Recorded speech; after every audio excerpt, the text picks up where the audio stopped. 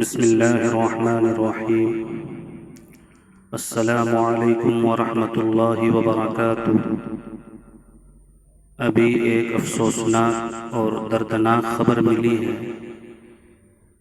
مشفق و مکرم ادیب زماں سالار کارواں حضرت اقدس مولانا عبدالخالق سنبھلی صاحب دامت برکاتہم العالیہ نائب محتمیم دارالعلوم دیوبند کی گرنے کی وجہ سے کمر والی ہڈی ٹوٹ گئی ہے، جس کی بنا پر آپریشن ناگزیر ہے۔ ابھی حضرت شیخ الحدیث مفتی سعید رحمہ اللہ کی رحلت کا غم ہلکا بھی نہیں ہوا تھا کہ یہ خبر بجلی بن کر گری۔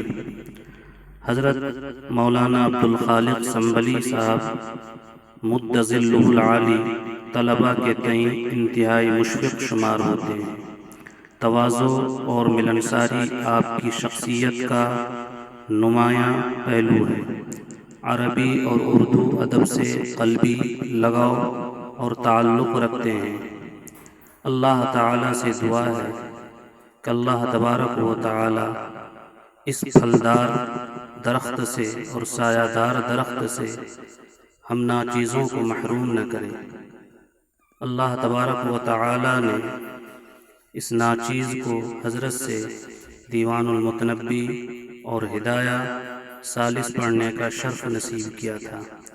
میری دعا ہے کہ اللہ تبارک و تعالیٰ جلد از جلد اپنے فضل و کرم سے صحت کامل عاجل نصیب فرمائے۔ اور احباب سے بھی گزارش ہے، ناظرین سے درخواست ہے کہ ہمارے حضرت کے لیے، ہمارے استاذ محترم کے لیے خصوصی طور پر صحت کی دعا فرمائیں۔ وما توفیقی الا باللہ۔ السلام علیکم۔